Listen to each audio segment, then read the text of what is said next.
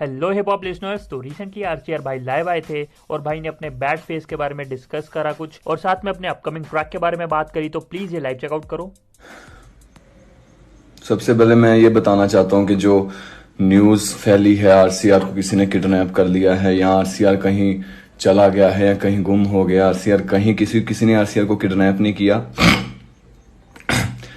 पिछले कुछ दिनों से मेरी निजी जिंदगी में या मेरी पर्सनल लाइफ में कुछ ऐसी चीजें चल रही हैं जो कि मैं नहीं आपको बता सकता, और उसी के साथ साथ मेरे इंस्टाग्राम पे मुझे बहुत सारे मैसेजेस आ रहे हैं और लोगों का बहुत सारी चीजें हो रही थी जो मुझे मेंटली थोड़ा सा डिस्टर्ब कर रही थी।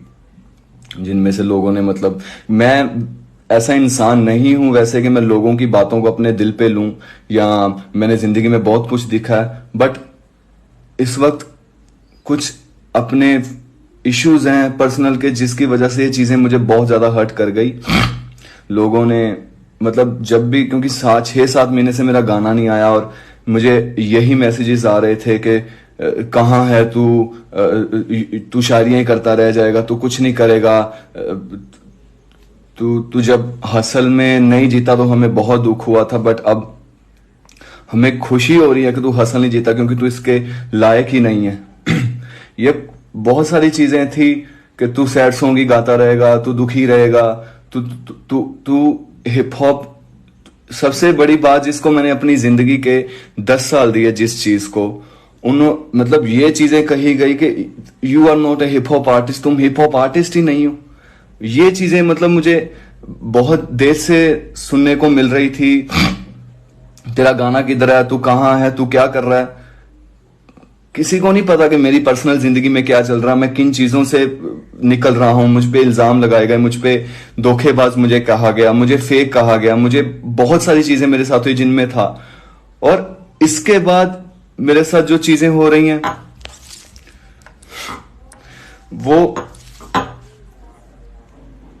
जब ये चीजें मेरे पे हावी हुई तो मैंने इन सब से ब्रेक लेने की ठानी कि मैं यार personal life, Instagram, social media, और मैं लोगों से दूर जाना चाहता था। मैं अपनी टीम से, अपने बिजनेस से, मुझे दिन के 10 फोन आते थे मैनेजमेंट के कि पाजी यहाँ ये डील हो रही है, यहाँ ये कोलैबोरेशन है, यहाँ ये है। तो बहुत सारी एकदम से चीजें, क्योंकि मैं अकेला था मुंबई में, तो बहुत सारी चीजें ऐसी मेरे साथ हुई और लोगों ने ऊपर से, किसी ने समझने की कोशिश, क्योंकि किसी को पता भी नहीं है मेरे साथ क्या चल रहा पर्सनली।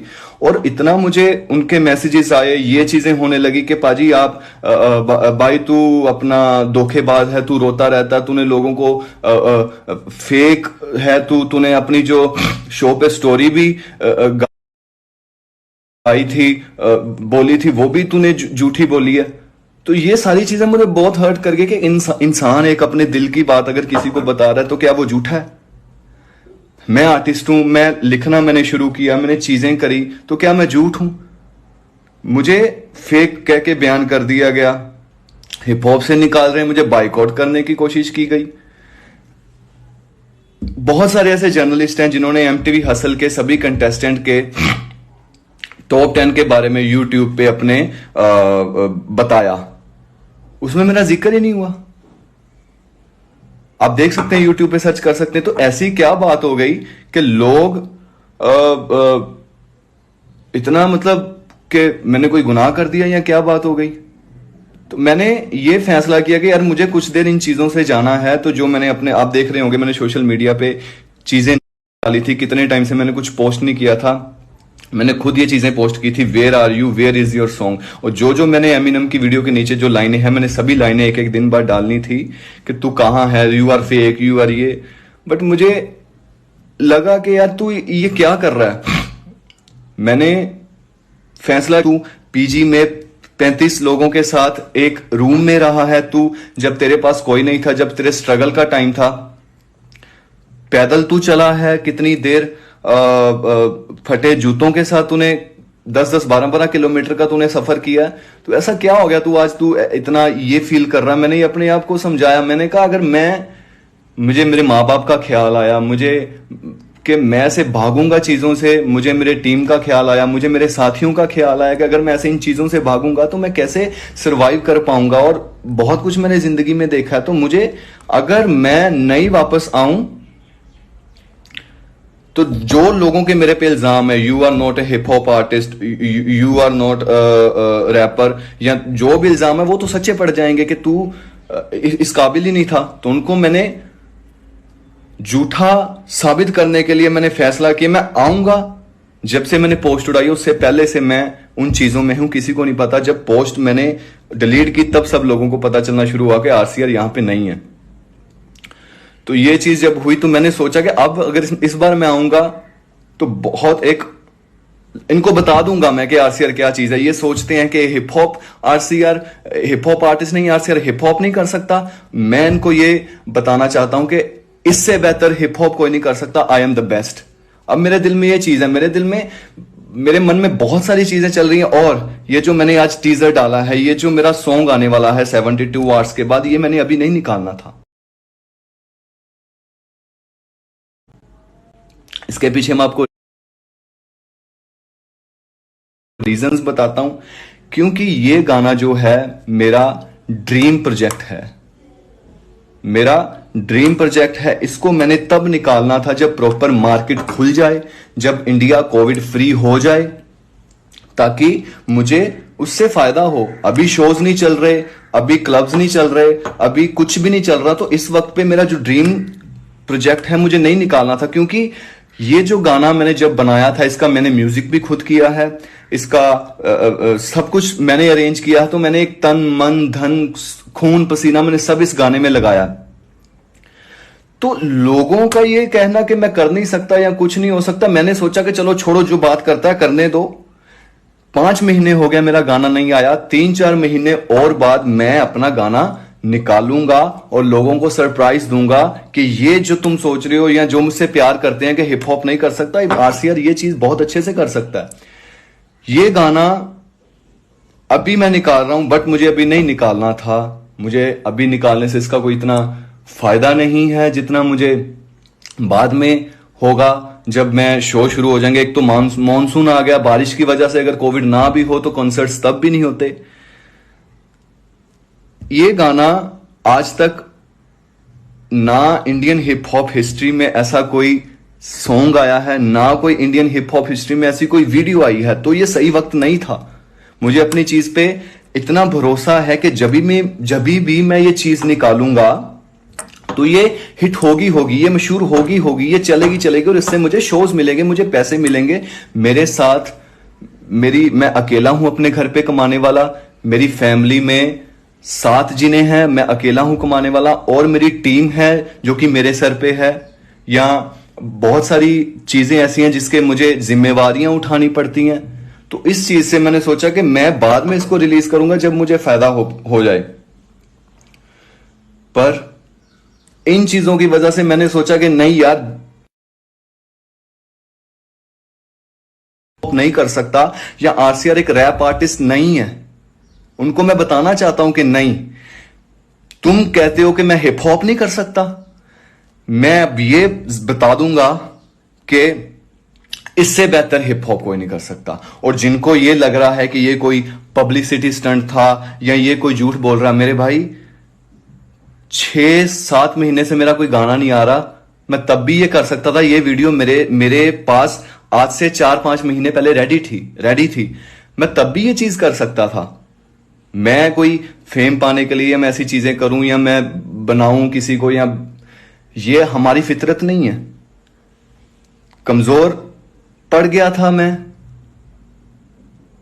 हर्ट हुआ था डीपली, बट मैं कमजोर नहीं हूं। ना जाने क्या ऐसी बातें हुई जिस वजह से मुझे इतना दिल पे लगा। अगर जो सोच रहा है इंसान के इसने पब्लिसिटी के लिए किया या जैसे भी किया, जब ये गाना आएगा, जब आप ये गाना देखेंगे, आप जो कह रहे हैं कि ये पब्लिसिटी स्टंट है, जब आप ये गाना देखेंगे आप खुद समझ लेना कि ये गाना रिलीज करने का ये सही वक्त था। इसके लिए इसका ड्रीम प्रोजेक्ट था। किसी बड़े आर्टिस्ट के अभी गाने नहीं आ रहे बड़े, क्योंकि सब प्लानिंग बना के बैठेंगे यार जब मार्केट खुलेगी तो हमें भी इसका फायदा होगा। आप काम क्यों करते हैं, मैं काम क्यों करता हूं। आप अगर दुकान पे जाते हैं या आपका कोई बिजनेस, आप इसलिए काम करते हैं कि हमें इसका पे बैक मिले, या हम कोई मार्केट में चीज तभी लाएं जब इसका हमें कोई फायदा हो। दुकानदार सामान लाता, अब लॉकडाउन में शटर बंद है सबके, जो किराने वाले हैं उनको कमाई नहीं हो रही। जब वो अभी वो नहीं लाएंगे अपना सामान, क्योंकि उनको पता बिक्री नहीं होगी इसकी अभी, तो सभी घर पे बैठे हुए हैं। तो मैंने भी ये सोचा कि जब मार्केट खुलेगी तो मैं सॉन्ग डालूंगा, इससे मैं शोज करूंगा, मैं कमाऊंगा, मेरी फैमिली है, मेरे साथ जो साथी हैं, बहुत चीजें हैं मेरे पे, जिम्मेदारियां जो मुझे करनी है। बट वो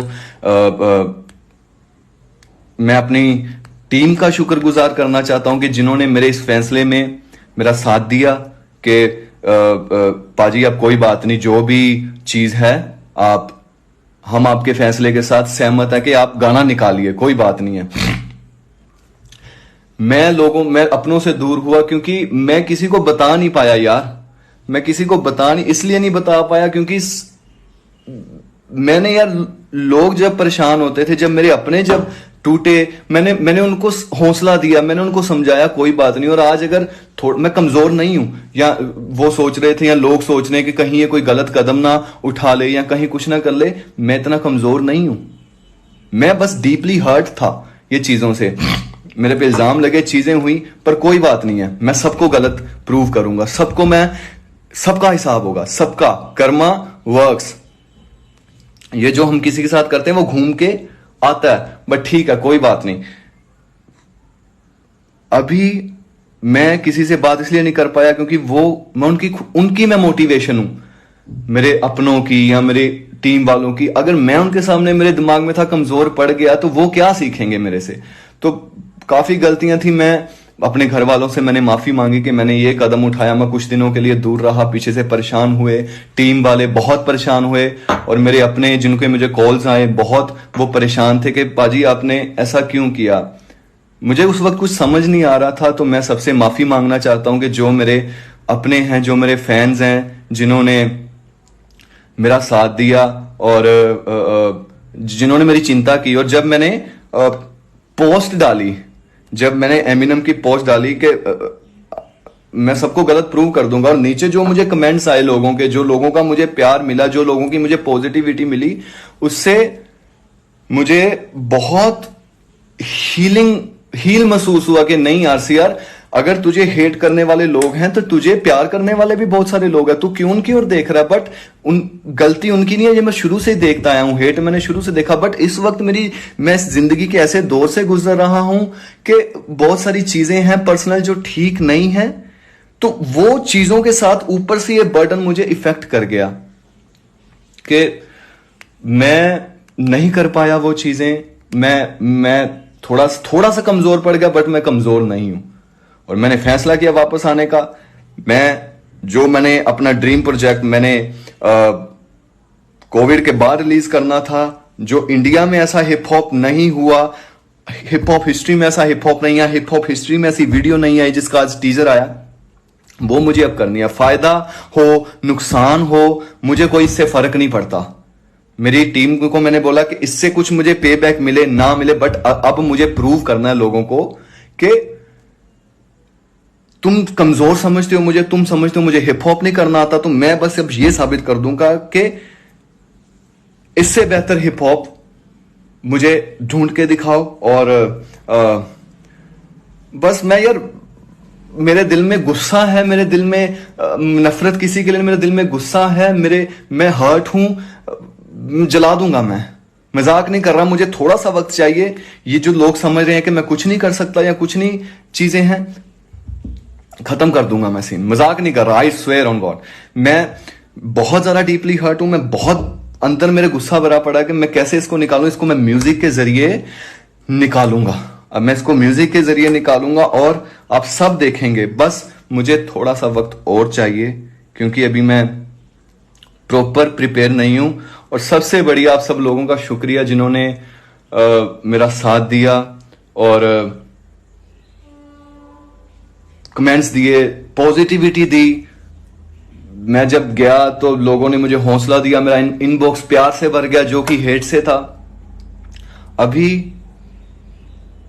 मैं बैक टू बैक सॉन्ग्स निकालूंगा, पर उसके लिए मुझे भी थोड़ा वक्त चाहिए। मुझे थोड़ा और माइंड को, मेरे दिमाग को और वक्त चाहिए कि जिससे मैं थोड़ा सा रिलैक्स हो सकूं,